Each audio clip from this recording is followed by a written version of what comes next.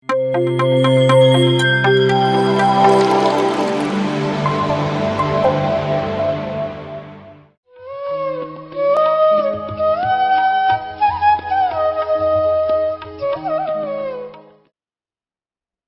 Healthy person, ಆರೋಗ್ಯವಂತ, ಪರಿಪೂರ್ಣ ಆರೋಗ್ಯವಂತವನು ಯಾರು?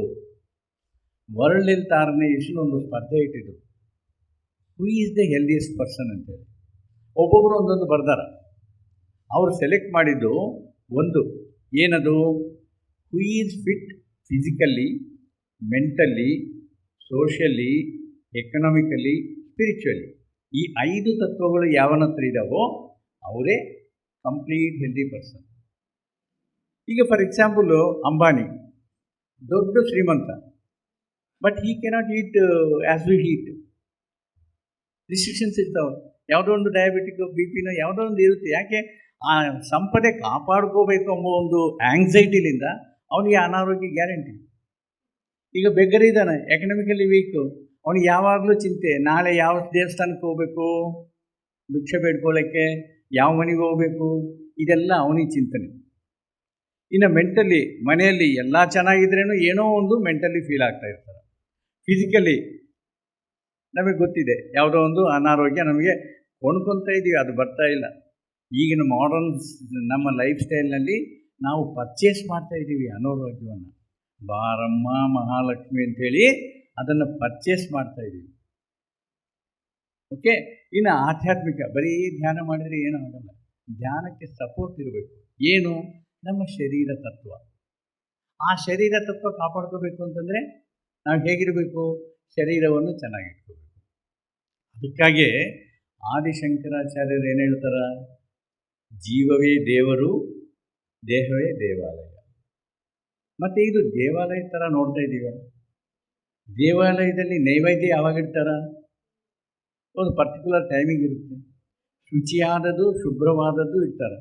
ಆದರೆ ಈ ದೇವಾಲಯವನ್ನು ನಾವು ಕಸದ ಬುಟ್ಟಿ ಥರ ನೋಡ್ತೇವೆ. ಏನಂದರೆ ಅದು ಹಾಕೋದು, ಯಾವಾಗಂದರೆ ಅದು ಹಾಕೋದು, ಟೈಮ್ ಪಾಸಿಗೆ ತಿನ್ನೋದು. No, because of that only we are getting the diseases and pains.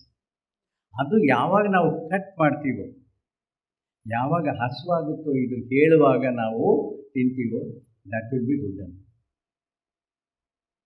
ಅದು ನಾವು ಮಾಡ್ತಾ ಇದ್ದೀವಿ. ನೋಡ್ಕೊಳ್ಳಿ, ಎಂಥ ಆಹಾರ ತಗೊಳ್ತಾ ಇದ್ದೀವಿ? ಶುಭವಾದದ್ದ? ಇಲ್ಲ. Packed food which is mixed with ಪ್ರಿಸರ್ವೇಟಿವ್ಸ್ನಿಂದ, ಅಜಿನೋಮೋಟೋಲಿಂದ ಟೇಸ್ಟ್ ಹೆಚ್ಚಿಗೆ ಆಗೋದಕ್ಕೆ ಕಲಿಸೋ ಸ್ಲೋ ಪಾಯ್ಸನ್ಸ್ನಿಂದ ನಾವು ಅನಾರೋಗ್ಯವನ್ನು ಪರ್ಚೇಸ್ ಮಾಡ್ತಾ ಇದ್ದೀವಿ. ಅದು ಅಲ್ಲದೆ ನಾವು ಕೆಡೋದಲ್ಲದೆ ನಮ್ಮ ಪ್ರಕೃತಿನೇ ಕೂಡ ನಾಶ ಮಾಡ್ತಾ ಇದ್ದೀವಿ. ಅದಕ್ಕೆ ಈಗ ಜಸ್ಟ್ ಒಂದು ಬಾಳೆದೆಲೆ ಇಲ್ಲ ಒಂದು ಮಾಮೂಲಿ ಎಲೆಯಲ್ಲೇ ನಾವು ಇಲ್ಲ ಮ್ಯಾಕ್ಸಿಮಮ್ ಪೇಪರ್ನಲ್ಲಿ ಕೊಟ್ಟರೆ ಅದು ಮತ್ತೆ ಈ ಭೂಮಿಯಲ್ಲಿ ಚೆನ್ನಾಗಿ ಒಂದು ಮಿಕ್ಸ್ ಆಗೋಗುತ್ತೆ. ಬೇರೆ ನಮಗಿರೋ ಇವಾಗ ತಗೊಳ್ಳೋ ಈ ಪ್ಲಾಸ್ಟಿಕ್ಕು ಮತ್ತು ಫಾಯಿಲ್ಸ್ ಅಂತ ಬರುತ್ತಲ್ಲ, ಸಿಲ್ವರ್ ಥರ ಪೇಪರ್ ಇರುತ್ತೆ, ಅವೆಲ್ಲನೇ ಮತ್ತೆ ಬರೋದು. ಆಯಿತು, ಅದು ಓಕೆ. ಅದು ತಯಾರು ಮಾಡೋದಕ್ಕೆ ಒಂದು ಕೆಮಿಕಲ್, ಅದಕ್ಕಾಗಿ ಒಂದು ಫ್ಯಾಕ್ಟ್ರಿ. ಮತ್ತು ರಂಗನಾಗಿ ಕಾಣಬೇಕು ಅಂತಂದರೆ ಕೆಮಿಕಲೈಸ್ಡ್ ಕಲರ್ಸ್ ಮಿಕ್ಸ್ ಮಾಡೋ ಒಳ್ಳೆ ಇದು ಬರಬೇಕಲ್ಲ ಅದ್ರ ಮೇಲೆ. ಅದಾದ್ರೇ ಅಟ್ರಾಕ್ಟಿವ್ ಇದ್ರೇ ನಾವು ತೊಗೊಳ್ತೀವಿ, ನಮ್ಮ ಮಕ್ಕಳು ತೊಗೊಳ್ತಾರೆ. ಸೊ ಅದರಿಂದ ಕಲರ್ ಇಂಡಸ್ಟ್ರಿ, ಆ ಕಲರ್ ಇಂಡಸ್ಟ್ರಿಯಿಂದ ಎಷ್ಟು ನಾಶವಾಗ್ತಾ ಇದೆ ಪ್ರಕೃತಿ. ಈಗ ನಮ್ಮದು ಮಾಡರ್ನ್ ಸಿಸ್ಟಮ್, ಪ್ರತಿಯೊಂದು ಏನು ತಿಂದ್ರೇನು ಏನು ತೊಗೊಂಡ್ರೇನು ನ್ಯಾಪ್ಕಿನ್. ಮೊದಲಿತ್ತ ನ್ಯಾಪ್ಕಿನು, ಆಯ್ತಪ್ಪ. ಈಗ ಪಾಶ್ ಸಿಸ್ಟಮ್ಸ್ನಲ್ಲಿ ನಾವು ಡೈನಿಂಗ್ ಟೇಬಲ್ ಮೇಲೆ ಕುಂತರೆ ಊಟ ಆದಮೇಲೆ ಏನಾದರೂ ತಿಂಡಿ ತಿಂದ ಮೇಲೆ ಹಿಂಗೆ ಪೇಪರ್ ತೊಗೊಂಡು ನ್ಯಾಪ್ಕಿನ್ ತೊಗೊಂಡು ಬಿಸಾಕಿ, ಕೈ ಏನೋ ಒರೆಸ್ಕೊಂಡ್ರಿ. What about your mouth?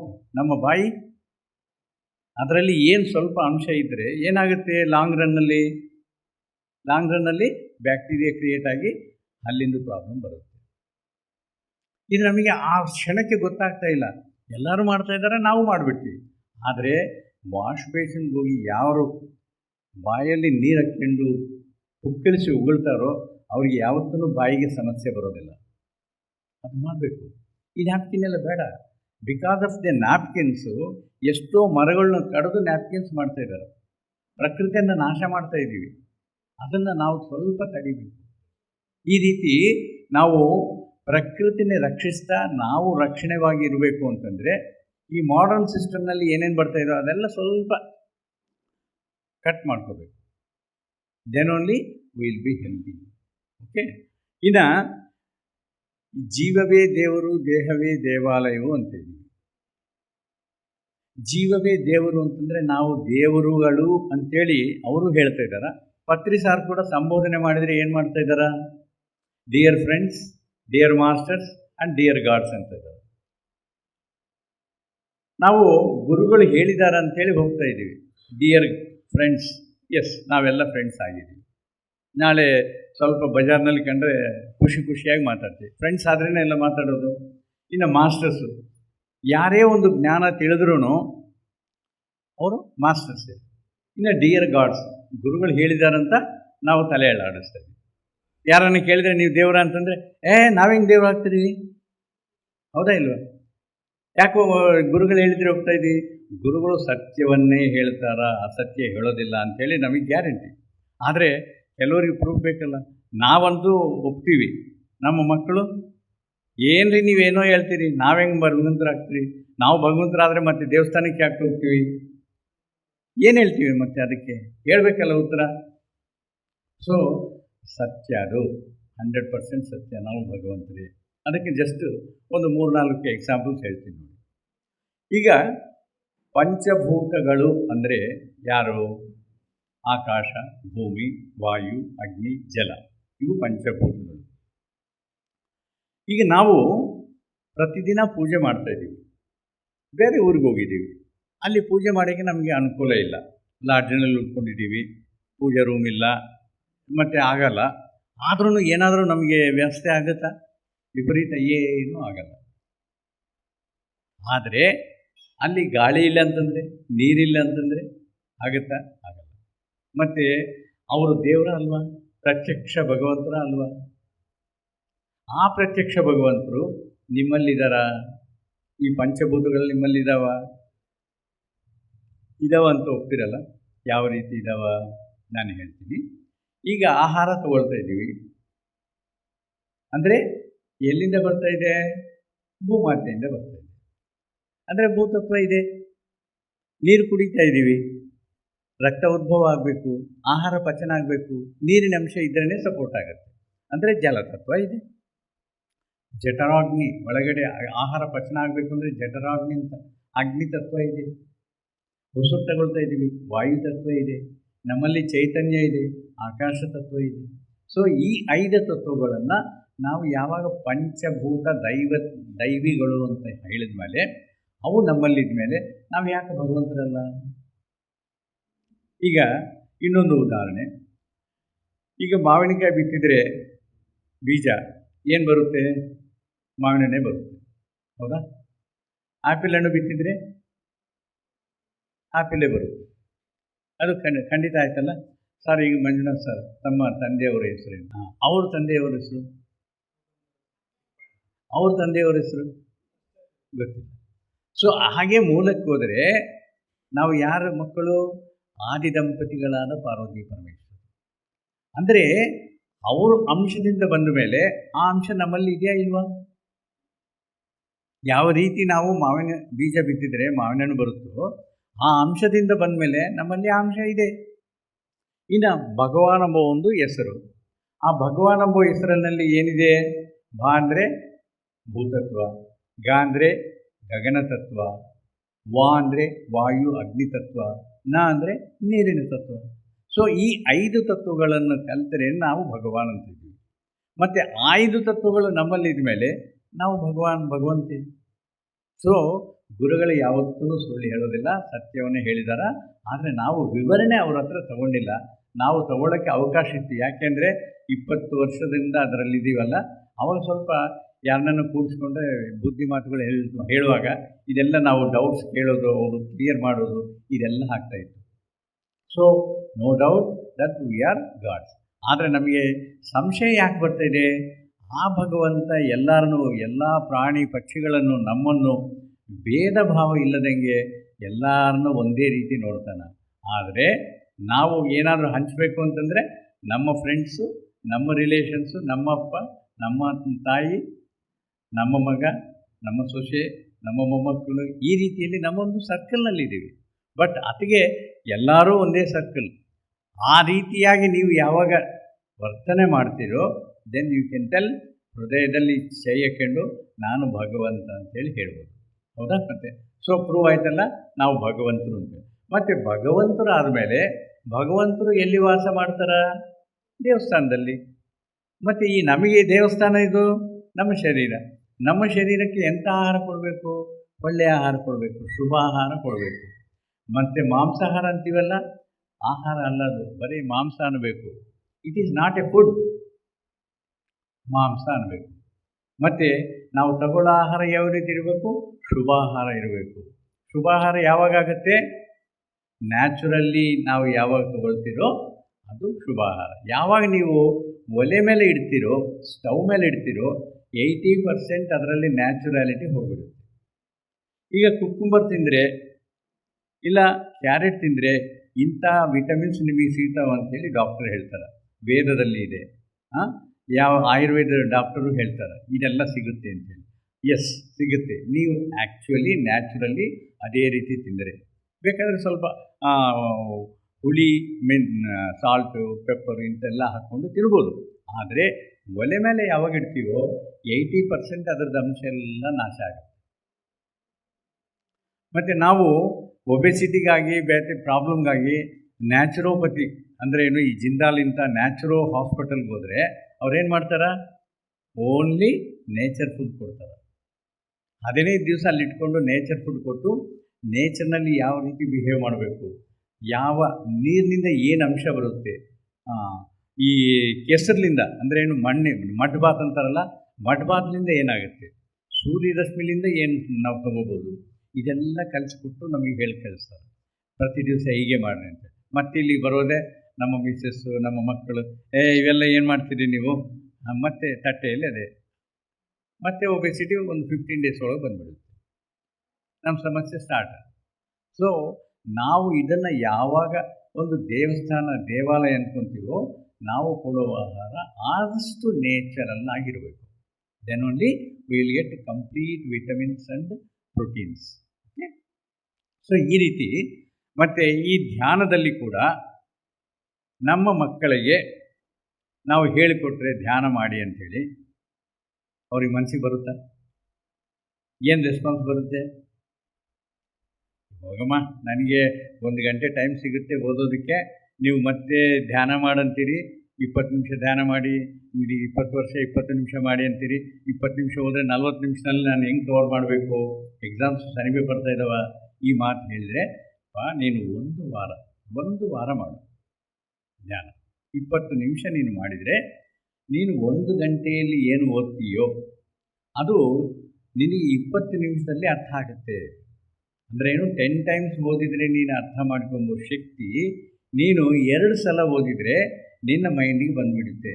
Because of concentration, ಏಕಾಗ್ರತೆಯಿಂದ. ಇನ್ನೂ 20 ನಿಮಿಷ ನಿನಗೆ ಸೇವಿಂಗ್ಸ್ ಇರುತ್ತೆ.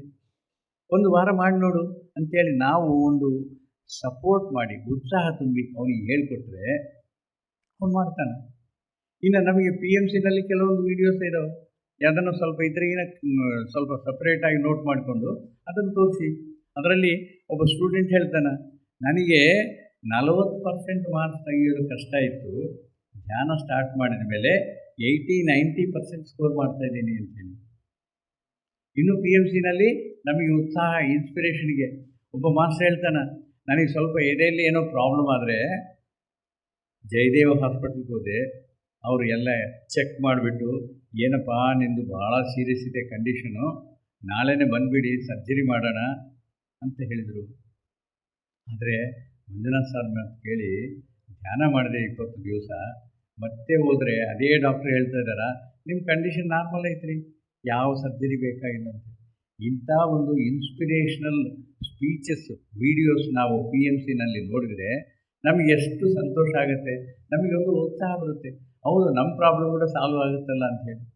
ಒಂದು ವೇಳೆ ಇಲ್ಲ, ಯಾರ ಹತ್ರನೂ ಸ್ವಲ್ಪ ಕೌನ್ಸಿಲಿಂಗ್ ತಗೊಳ್ಳೋದು. ಪ್ರೇಮ್ನಾಥ್ ಸಾರು, ಮಾರುತಿ ರಾಮು ಇಂಥವರೆಲ್ಲ ಇದ್ದಾರೆ, ಭಾಳ ಮಾಸ್ಟರ್ಸ್ ಇದ್ದಾರೆ. ನಿಮಗೆ ಎಂಥ ಡೌಟ್ ಬಂದ್ರೂ ಕ್ಲಾರಿಫೈ ಮಾಡೋದಕ್ಕಿದ್ದಾರೆ. ಈವನ್ ನನಗೆ ಫೋನ್ ಮಾಡಿದರೆ ಕೂಡ ನನಗೆ ತಿಳಿದಷ್ಟು ನಾನು ಖಂಡಿತ ಯಾವುದೇ ಟೈಮ್ನಲ್ಲಿ ನಾನು ಕೇಳ್ಕೊಡ್ತೀನಿ. Okay masters. ಈಗ ಒಂದು ಚಿಕ್ಕ ಸಮಸ್ಯೆ ನೋಡಿ, ಕೆಲವರಿಗೆ ನಿದ್ದೆ ಬರೋದಿಲ್ಲ, ಕೆಲವರಿಗೆ ಗೊರಕೆ ಇರುತ್ತೆ. ಗೊರಕೆ ಇರೋರಿಗೆ ಗೊತ್ತಾಗಲ್ಲ ಅದು ಏನು ಪ್ರಾಬ್ಲಮ್ ಅಂತೇಳಿ, ಅದನ್ನು ಕೇಳೋರಿಗೆ ಭಾಳ ಪ್ರಾಬ್ಲಮ್ ಇರುತ್ತೆ. ಮತ್ತೇನು ಮಾಡಬೇಕು? ಆ ಪ್ರಾಬ್ಲಮ್ ಯಾರಿಗಾಯಿತೋ ಅವರು ಅದಕ್ಕೆ ಏನು ಸಾಲ್ವೇಷನ್ ಅಂತ ಹುಡುಕಬೇಕು. ಅದೇನು ಮೆಡಿಸಿನ್ ಬೇಕಾಗಿಲ್ಲ, ನಾನೊಂದು ಕೊಡ್ತೀನಿ ನಿಮಗೆ. ಯಾರಿಗನ್ನ ಆ ನೆಸೆಸಿಟಿ ಬಿದ್ದರೆ ನನ್ನ ಕೇಳಿ, ನಾನು ಕೊಡ್ತೀನಿ. ನಾಟಿ ಹಸುರು ತುಪ್ಪ, ನಾಟಿ ಹಸುರು ತುಪ್ಪ ಒಂದು ಹನಿ ಇಲ್ಲೊಂದು ಹನಿ, ಅಂದರೆ 2 ಮೂಗಿನಲ್ಲಿ ಒಂದೊಂದು ಹನಿ ಹಾಕ್ಕೊಂಡ್ರೆ ಮಲಗುವಾಗ 3 ಡೇಸ್ನಲ್ಲಿ ನಿಮ್ಮ ಪ್ರಾಬ್ಲಮ್ ಕ್ಲಿಯರ್ ಆಗುತ್ತೆ. ಅದಕ್ಕೇನು ಡೌಟ್ ಇಲ್ಲ. ಸರ್ ಸ್ವಲ್ಪ ನಿಂತ್ಕೊಂಡು ಹೇಳಿ ಸರ್ ಮೋಹನ್ ಸರ್, ಗೊರಕೆನೂ ಕಡಿಮೆ ಆಗುತ್ತೆ. ಆದರೆ ಅದು ಪೂರ್ತಿ ಕಂಪ್ಲೀಟ್ 99 ಅಲ್ಲ 100% ನಾಟಿ ಹಸುದಾಗಿರಬೇಕು, ಮತ್ತು ಟ್ರೆಡಿಷ್ನಲಿ ಮಾಡಿರಬೇಕು. ಕೆನೆ ತೆಗೆದು ತುಪ್ಪ ತೆಗೆದ್ರೆ ಏನು ಪ್ರಯೋಜನ ಇಲ್ಲ. ಮೊಸರು ಮಾಡಿ ಮೊಸರನ್ನು ಮಜ್ಜಿಗೆ ಮಾಡುವಾಗ ಬಂದಿದ್ದ ಬೆಣ್ಣೆಯಿಂದ ತುಪ್ಪ ಮಾಡಿದರೆ ಅದು ಮೆಡಿಕಲ್ಲಿ ನಮಗೆ ಉಪಯೋಗ ಆಗುತ್ತೆ. ಸುಮ್ಮನೆ GRB ತುಪ್ಪ, ಅಮ್ಮ ಮಾಡಿದ ಥರ ಮರಳು ತುಪ್ಪ ಅವೆಲ್ಲ ಏನು ಕೆಲಸ ಮಾಡಲ್ಲ. ಅವೆಲ್ಲ ಸುಮ್ಮನೆ ಕೆನೆ ತೆಗೆದು ಮಾಡಿದ್ದು, ಇಲ್ಲ ಹಸಿ ಹಾಲಿನಿಂದ ಬೆಣ್ಣೆ ತೆಗಿತಾರೆ, ಅದರಿಂದ ಮಾಡಿದ್ದು, ಅದೇನು ಕೆಲಸಕ್ಕೆ ಬರೋದಿಲ್ಲ. ಟ್ರೆಡಿಷ್ನಲಿ ಸಾಂಪ್ರದಾಯಿಕವಾಗಿ ಯಾರು ತುಪ್ಪ ಮಾಡಿರ್ತಾರೋ ಅದು ಕೆಲಸಕ್ಕೆ ಬರುತ್ತೆ. ಅದು ನನ್ನ ಹತ್ರ ಇರುತ್ತೆ ಯಾವಾಗಲೂ. ನಿಮಗೆ ಬೇಕಂದಾಗ ನಾನು ಈವನ್ ಪೋಸ್ಟ್ ಕೂಡ ನಾನೇ ಮಾಡ್ತೀನಿ, ನೀವು ಅಡ್ರೆಸ್ ಕೊಟ್ಟರೆ. ಇಲ್ಲ ಪ್ರತಿಯೊಂದು ದಿವಸ ನಾವು ಪ್ರತಿ ಮಂಗಳವಾರ ಬರ್ತೀವಲ್ಲ, ನಮಗೆ ಹೇಳಿದರೆ ನನಗೆ ಫೋನ್ ಮಾಡಿ ತಿಳಿಸಿದರೆ ಅವತ್ತು ತೊಗೊಂಬರ್ತೀನಿ, ನೀವು ತೊಗೋಬೋದು. ಒಂದೇ ಜಸ್ಟ್ ಸ್ಮಾಲ್ ಟ್ಯೂಬ್. ಏನಪ್ಪ ಕಾಸ್ಟು?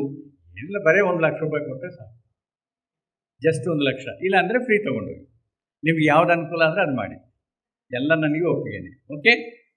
ಸೊ ಅದೊಂದು ಸಿಂಪಲ್ ಥಿಂಗ್. ಇನ್ನು ಇಷ್ಟೆಲ್ಲ ನಾವು ಚಪ್ಪಾಳೆ ಬಗ್ಗೆ ಸುಮಾರು ಹೇಳಿದರು ನಮ್ಮ ಮಂಜುನಾಥ್ ಸರ್. ಯಾಕೆ ಚಪ್ಪಾಳೆ ಹೊಡಿಬೇಕು? ಹೇಳೋ ಮಾಸ್ಟರಿಗೆ ಒಂದು ಉತ್ಸಾಹ ಇರಲಿ, ಗ್ರ್ಯಾಟಿಟ್ಯೂಡ್ ಇರಲಿ ಅಂಥೇಳಿ ನಾವು ಚಪ್ಪಾಳೆ ಹೊಡಿತೀವಿ. ಆದರೆ ಇನ್ನೊಂದು ಉಪಯೋಗ ಆಗ್ತಾಯಿದೆ, ನಮ್ಮ ಈ ಕೈಯಲ್ಲಿರೋ ನರ್ವ್ಸು ಆಕ್ಯುಪ್ರೆಷರ್ ಆಗುತ್ತೆ. ಆದರೆ ನಾರ್ಮಲ್ ಚಪ್ಪಾಳಿಗೆ ಏನೂ ಆಗಲ್ಲ, ಪವರ್ಫುಲ್ ಚಪ್ಪಾಳೆ ಹೊಡಿತಾರಲ್ಲ ಅವ್ರಿಗೆ ಆಗತ್ತೆ. ಇನ್ನು 3ನೇ ಉಪಯೋಗ ಇದೆ. ಯಾರನ್ನ ಈಗಿರ್ತಾರಲ್ಲ ಪಾಪ ನಿದ್ದೆ ಮಾಡಿರ್ತಾರಲ್ಲ ಅವ್ರಿಗೆ ಎಬ್ಸೋದಾಗತ್ತೆ. ಈ ಚಪ್ಪಾಳೆ ಕೇಳಿಬಿಟ್ಟು ಹಿಂಗೆ ಅಂತಾರೆ, ಓ ಒಳ್ಳೆದಾಯ್ತಪ್ಪ, ನಾನೇನೋ ಮಲಗಿಬಿಟ್ಟಿದ್ದೆ ಅಂತೇಳಿ. ಸೊ 3 ರೀತಿ ಉಪಯೋಗ ಆಗುತ್ತೆ ಈ ಚಪ್ಪಾಳ. ಅದಕ್ಕಾಗಿ ನಾವು ಚಪ್ಪಾಳೆ ಹೊಡಿಲೇಬೇಕು. ಒಬ್ಬರನ್ನ ಎಬ್ಬಿಸ್ತೀವಿ, ಒಬ್ಬರಿಗೆ ಉತ್ಸಾಹ ಕೊಡ್ತೀವಿ, ನಮ್ಮಷ್ಟು ನಮಗೆ ಆರೋಗ್ಯ ಸಿಗುತ್ತೆ.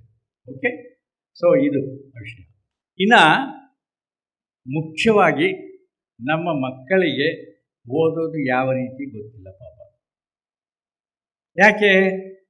ಅವ್ರಿಗೆ ಡ್ರೆಸ್ ಕೋಡು, ಶೂಸು ಮತ್ತು ಪರಿಸರ ಇದ್ರ ಮೇಲೇ ಧ್ಯಾಸ ಜಾಸ್ತಿ ಮ್ಯಾನೇಜ್ಮೆಂಟಿಗೆ. ಆ ಮಕ್ಕಳು ಯಾವ ರೀತಿ ಓದ್ತಾ ಇದ್ದಾರ, ಅವ್ರಿಗೆ ಏನು ಬೇಕಾಗಿದೆ ಎಂಬುದು ಯಾವ ಮ್ಯಾನೇಜ್ಮೆಂಟ್ಗೂ ಗೊತ್ತಿಲ್ಲ. ಅದರ ಯಾವ ಮ್ಯಾನೇಜ್ಮೆಂಟ್ಗೆ ಗೊತ್ತಿದೆಯೋ ಅವರು ಖಂಡಿತ ಧ್ಯಾನ ಮಾಡಿಸ್ತಾ ಇದ್ದಾರೆ. ಯಾಕೆ?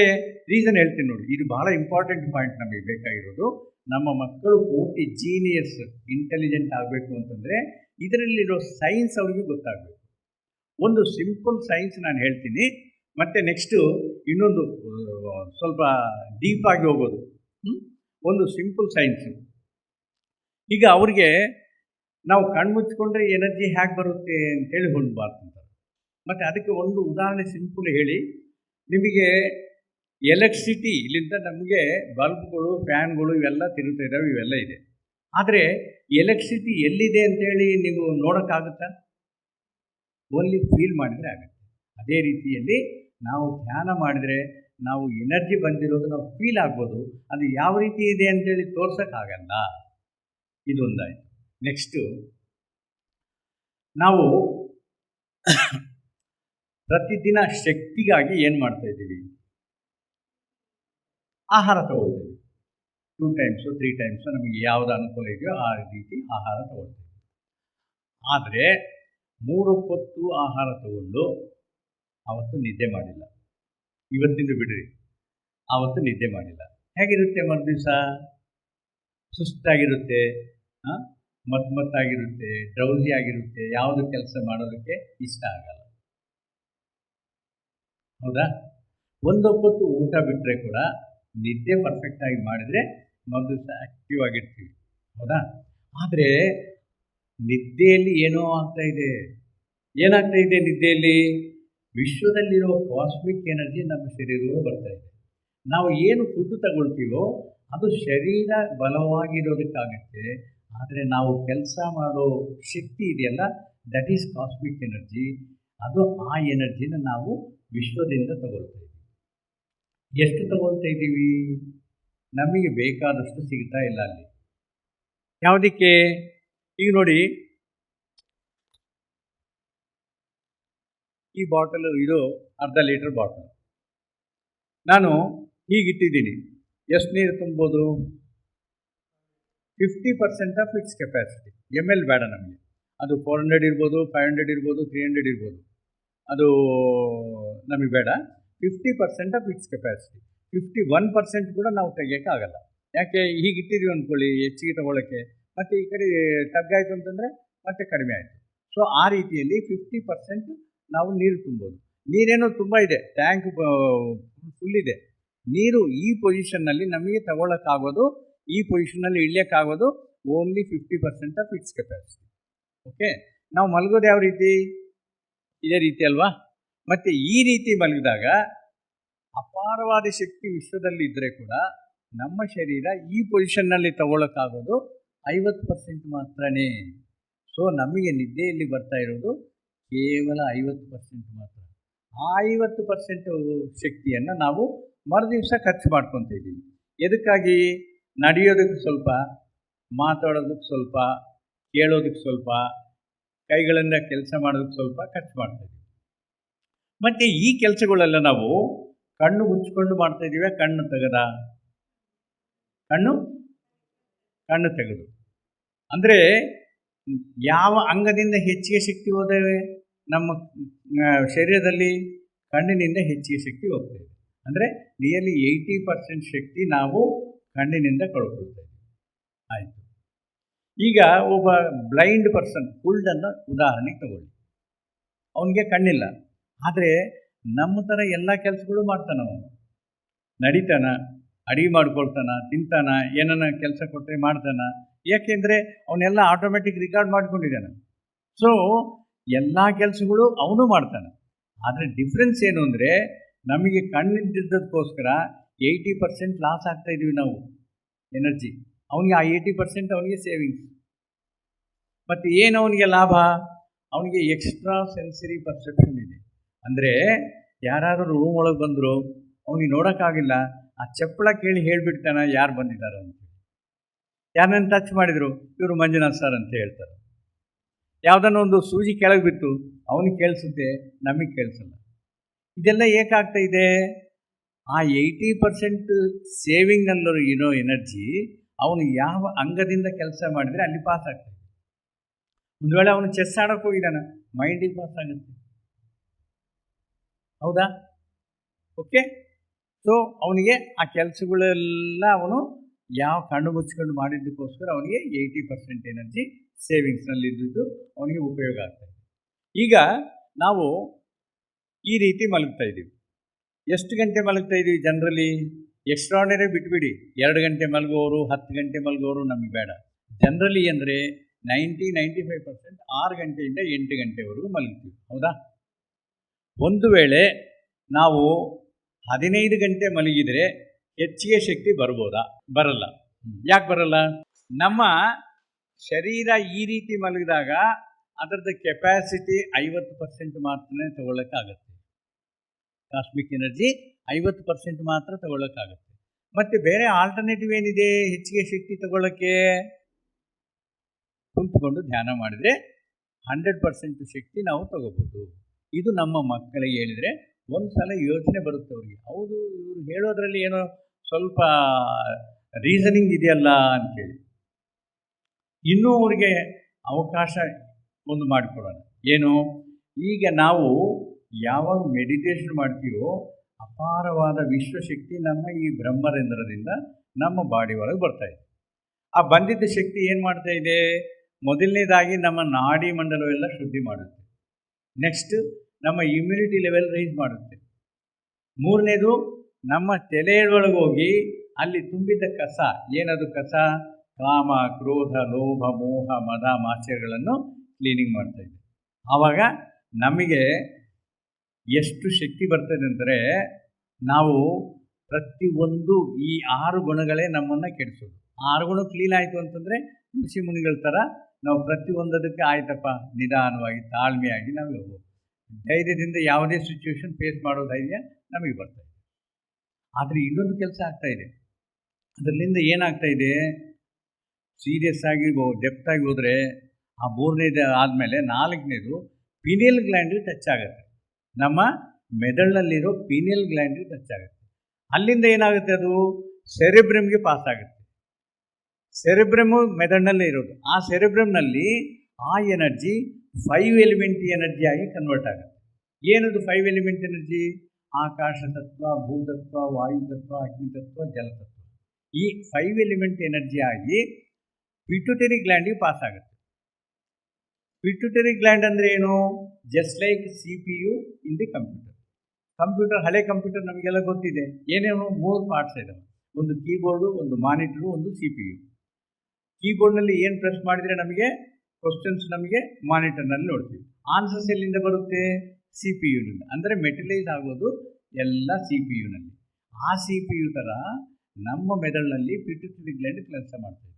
ಅಂದರೆ ಏನು ಕೆಲಸ ಮಾಡ್ತಾಯಿದೆ? ನಮ್ಮ ಶರೀರದಲ್ಲಿ ತಿರುಗೋ 6 ಕೋಟಿ ಕಣಗಳು ಪ್ರತಿ ಸೆಕೆಂಡ್ ಅಲ್ಲಿಗೋಗಿ ಅಲ್ಲಿ ಪ್ರಶ್ನೆ ಇಟ್ಟು ಮತ್ತು ಸಮಾಧಾನ ತಗೊಂಡು ಬರ್ತಾಯಿದ್ದಾವೆ. ಫಾರ್ ಎಕ್ಸಾಂಪಲ್, ಇಲ್ಲೊಂದು ಸೊಳ್ಳೆ ಕುಂತಿದೆ. ಇಮಿಡಿಯೇಟ್ಲಿ ಈ ಕೈ ಹೋಗುತ್ತಾ?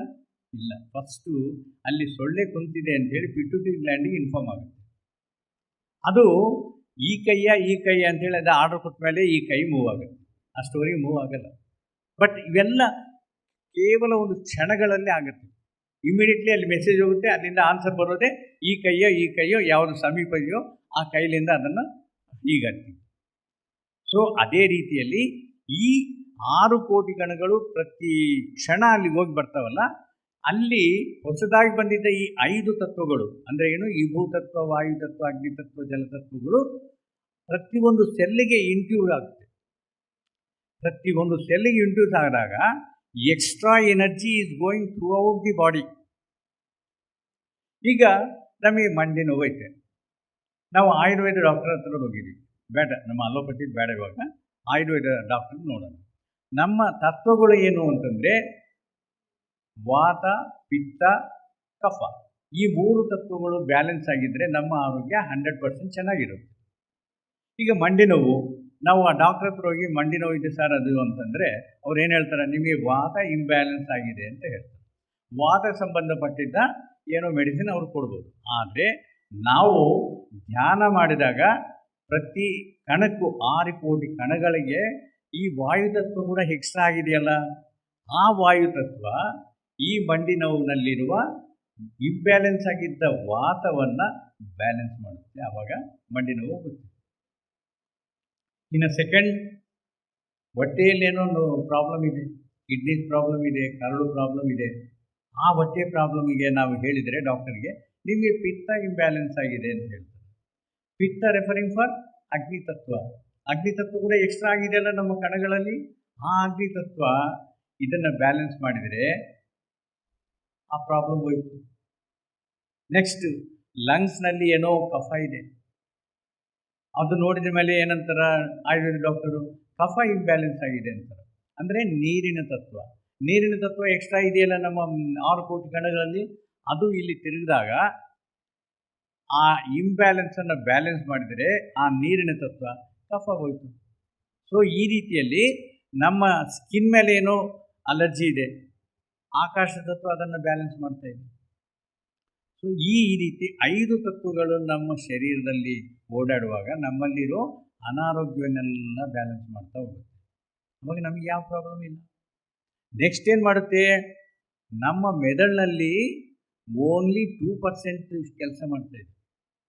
ನಮ್ಮ brain is working with only 2%. 98% ಡಾರ್ಕ್ನಲ್ಲಿದೆ. ಯಾಕೆ? Because of impurity. ಪ್ಯೂರಿಟಿ ಯಾರಿಗಿದೆ? ಚಿಕ್ಕ ಮಕ್ಕಳಿಗಿದೆ, ವಿತಿನ್ 5 years ಮಕ್ಕಳಿಗೆ, ಅವ್ರಿಗೆ ಪ್ಯೂರಿಟಿ ಮೈಂಡ್ ಇದೆ. ಹೇಗಂತೀರಾ? ಯಾರಿದಾರ ಅಂತ ಪ್ಯೂರಿಟಿ ಮೈಂಡ್ ಇರೋರು? ಪುರಾಣಕ್ಕೆ ಹೋಗಿ ನಮ್ಮ ಸೆಕ್ರೆಟರಿ ಅವರು ಹೇಳಬೇಕು, ಪುರಾಣ ಕಾಲದಲ್ಲಿ ಯಾರಿಗೆ ಆ ಪ್ಯೂರಿಟಿ ಆಫ್ ಮೈಂಡ್ ಇತ್ತು? ಭಕ್ತ ಪ್ರಹ್ಲಾದ, ಇನ್ನ ಧ್ರುವ, ಇನ್ನ ಅಭಿಮನ್ಯು. ತಾಯಿ ಹೊಟ್ಟೆಯಲ್ಲಿದ್ದಾಗೆ ಅರ್ಜುನ ಹೇಳಿದ್ದೆಲ್ಲ ಕೇಳಿ ಪದ್ಮವ್ಯೂಹಕ್ಕೆ ರೆಡಿ ಆಗಿದ್ದ. ಲೀಲಾವತಿ ಅಮ್ಮ ಹೊಟ್ಟೆಯಲ್ಲಿರುವಾಗಲೇ ನಾರದ ಮಹಾಮುನಿ ನಾರಾಯಣ ಬಗ್ಗೆ ಶ್ಲೋಕಗಳೆಲ್ಲ ಹೇಳೋದನ್ನೆಲ್ಲ ಕೇಳಿ ಗುರುಗಳಿಗೆ ಪಾಠ ಹೇಳಕ್ಕೆ ಹೋಗ್ತಾ ಇದ್ದ ಪ್ರಹ್ಲಾದ. ಸೊ ಆ ರೀತಿ ಪ್ಯೂರಿಟಿ ಆಫ್ ಮೈಂಡ್ ಯಾರಿಗಿರುತ್ತೋ ಅವರಿಗೆ 100% ಬ್ರೈನ್ ವರ್ಕ್ ಆಗ್ತಾ ಇತ್ತು. ನಾವು ಅಂದ್ಕೊತೀವಿ ಆ ಮಕ್ಕಳಿಗೆ ಏನು ಗೊತ್ತಾಗುತ್ತೆ ಅಂತೇಳಿ. ಬಟ್ ಒಂದು ಸಲ ಅಬ್ಸರ್ವ್ ಮಾಡಿ ನೋಡಿ, ನೀವೇನೋ ಗಂಡ ಹೆಂಡತಿ ಮಾತಾಡ್ತಾ ಇರ್ತೀರ, ಅವನು ಏನೋ ಆಟ ಆಡ್ತಾ ಇರ್ತಾನೆ. ಮತ್ತು ಒಂದು ತಿಂಗಳಾದಮೇಲೆ ನಾವು ಏನನ್ನು ಮಾತಾಡೋಕ್ಕೆ ಹೋದರೆ ನಾವು ಅವತ್ತಿನ ಮಾತಾಡಿದ್ದು, ಹೌದಮ್ಮ ಅವತ್ತು ನೀವು ಹೇಳ್ತಾ ಇದ್ರಲ್ಲ, ಅವನಿಗೆ ಅಷ್ಟು ನೆನಪಿರುತ್ತೆ. ಅಂದರೆ ಏನೋ ಆ ಕೆಲಸ ಮಾಡಿದಾಗ ಕೂಡ ನಾವು ಹೇಳೋದೆಲ್ಲ ಅವನು ಕೇಳ್ತಾ ಇರ್ತಾನೆ. Be careful.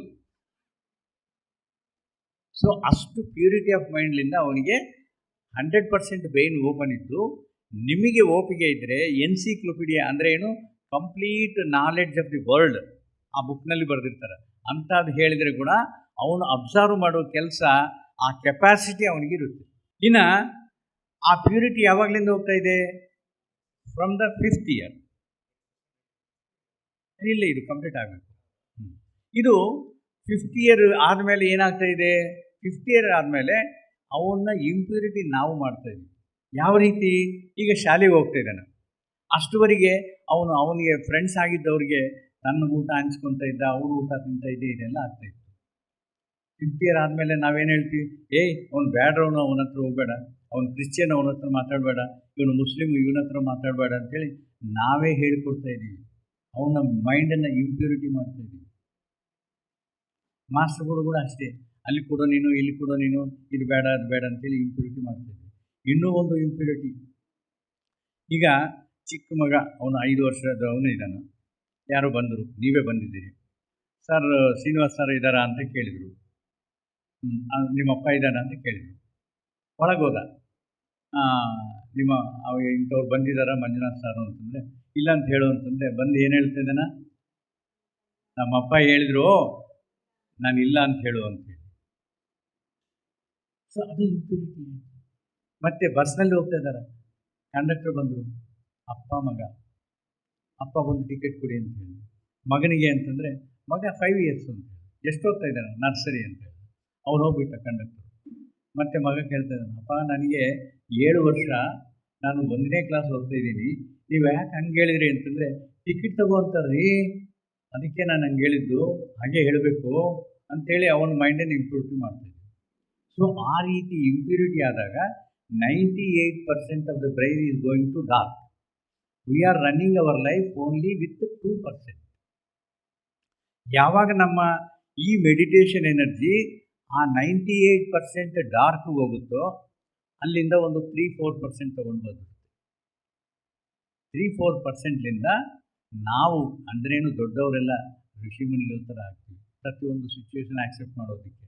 ಅದೇ ಮಕ್ಕಳಾದರೆ ದೇ ವಿಲ್ ಬಿಕಮ್ ಜೀನಿಯಸ್. ಯಾರಿದಾರಂಥ ಜೀನಿಯಸ್ಸು? ಮೋಕ್ಷಗುಂಡಂ ವಿಶ್ವೇಶ್ವರಯ್ಯ, ವಿವೇಕಾನಂದ, ಅಬ್ದುಲ್ ಕಲಾಂ, ಐನ್ಸ್ಟೀನ್, ಇಂಥ ಸೈಂಟಿಸ್ಟ್ಗಳೆಲ್ಲ ಹೆಚ್ಚಿಗೆ ಹೊತ್ತು ಧ್ಯಾನ ಮಾಡಿ ಆ 98% ಡಾರ್ಕ್ನಲ್ಲಿರೋ ಆ ಪವರ್ಲಿಂದ ಒಂದು 3% ತೊಗೊಂಡು ಬಂದಿದ್ದದಕ್ಕೆ ಇಷ್ಟ ಆಗುತ್ತೆ. ಇನ್ನು 100% ಆದರೆ ಏನಾಗುತ್ತೆ ನೋಡಿ. ಸೊ ಈ ರೀತಿ ವಿವೇಕಾನಂದ ಸ್ವಾಮಿ ಎಕ್ಸಾಂಪಲ್ ತೊಗೊಂಡ್ರೆ, ರಾಮಕೃಷ್ಣ ಪರಮಹಂಸ ಹತ್ರ ಎಲ್ಲ ಡೌಟ್ಸ್ ಕೇಳ್ತಾ ಇದ್ರು. ಅದೇ ವಿವೇಕಾನಂದ ಕನ್ಯಾಕುಮಾರಿ ಹತ್ರ ಆ ರಾಕ್ ಮೇಲೆ 3 ದಿವಸ ಕಂಟಿನ್ಯೂಸ್ ಆಗಿ ಮೆಡಿಟೇಷನ್ ಮಾಡಿ ಚಿಕಾಗೋಗೆ ಹೋಗಿ ಎಂಥ ಸ್ಪೀಚ್ ಕೊಟ್ಟಿದ್ದಾರೆ ನೋಡಿ. It is the power of the meditation. ಮತ್ತು ಈ ರೀತಿ ನಮ್ಮ ಮಕ್ಕಳು ಜೀನಿಯಸ್ ಆಗಬೇಕು ಅಂದರೆ, ಜೀನಿಯಸ್ಗೆ ಮತ್ತು ಇಂಟೆಲಿಜೆಂಟ್ಗೆ ಡಿಫರೆನ್ಸ್ ಇದೆ. ಇಂಟೆಲಿಜೆಂಟ್ ಅಂದರೆ ನಾನೊಬ್ಬ IAS ಆಗಬೇಕು, ನಾನೊಬ್ಬ IPS ಆಗಬೇಕು, ನಾನೊಬ್ಬ ಅಂಬಾನಿ ಥರ ಶ್ರೀಮಂತ ಆಗಬೇಕು, ಇವು ಅವನಿಗೆ ಕೋರಿಕೆಗಳು ಇರ್ತವೆ. ಆದರೆ ಜೀನಿಯಸ್ ಎಂಬವನಿಗೆ ಮೈಂಡ್ ಕೆಪಾಸಿಟಿ ಏನಿರುತ್ತೆ ಅಂತಂದರೆ ಇದೆಲ್ಲ ನಾರ್ಮಲ್, ಯಾರೋ ಒಬ್ಬರು ಮಾಡ್ತಾರೆ ಆಗುತ್ತೆ. ಆದರೆ ಯಾರು ಕಂಡುಕೊಂಡಿದ್ದು ನಾನೊಂದು ರಿಸರ್ಚ್ ಮಾಡಿ ತೆಗಿಬೇಕು ಎಂಬ ಮನಸ್ತತ್ವ ಇರೋವನು ಜೀನಿಯಸ್. ಸೊ ಈ ವಿಷಯಗಳು ನಾವು ನಮ್ಮ ಮಕ್ಕಳಿಗೆ ತಿಳಿಸಿದರೆ ಅವ್ರು ಯಾಕೆ ಒಪ್ಪೋದಿಲ್ಲ ಧ್ಯಾನ ಮಾಡೋದಕ್ಕೆ? ಸೊ ಇಂಥ ವಿಷಯಗಳು ನೀವು ಬೇಕಾದ್ರೆ ಮತ್ತೆ ನಾನು ರಿಪೀಟ್ ಮಾಡಬೇಕು ಅಂತಂದರೆ ಇವಾಗನೂ ಫೋನ್ ಮಾಡಿದರೆ ನಾನು ಹೇಳ್ಕೊಡ್ತೀನಿ, ಏನು ತೊಂದರೆ ಇಲ್ಲ. ಓಕೆ. ಸೊ ಈ ರೀತಿಯಲ್ಲಿ ನಾವು ಮಕ್ಕಳಿಗೆ ಹೇಳಿದರೆ ಧ್ಯಾನದ ಬಗ್ಗೆ ಅವರಿಗೆ ಅಪಾರವಾದ ಇಂಟ್ರೆಸ್ಟ್ ಬರುತ್ತೆ and they will become the genius, no doubt of it. ಅದಕ್ಕೇನು ತೊಂದರೆನೇ ಇಲ್ಲ, ಕಂಪಲ್ಸರಿ ಅವರು ಆಗ್ತಾರೆ. ಸೊ ನಾವು ನಮ್ಮ ಮಕ್ಕಳ ಮೇಲ್ಗಾಗಿ ಈ ಧ್ಯಾನದ ಸೈನ್ಸ್ ಆಫ್ ಮೆಡಿಟೇಷನ್ ನಾವು ಅವನಿಗೆ ಹೇಳಿಕೊಟ್ರೆ ಖಂಡಿತ ಅವರು ಧ್ಯಾನದಲ್ಲಿರ್ತಾರೆ. ಓಕೆ. PMC ಕನ್ನಡ ಚಾನೆಲ್ ಅನ್ನು ಲೈಕ್ ಮಾಡಿ, ಶೇರ್ ಮಾಡಿ, ಸಬ್ಸ್ಕ್ರೈಬ್ ಮಾಡಿ ಮತ್ತು ಮಾಡಿಸಿ. ಎಲ್ಲರಿಗೂ ಧನ್ಯವಾದಗಳು.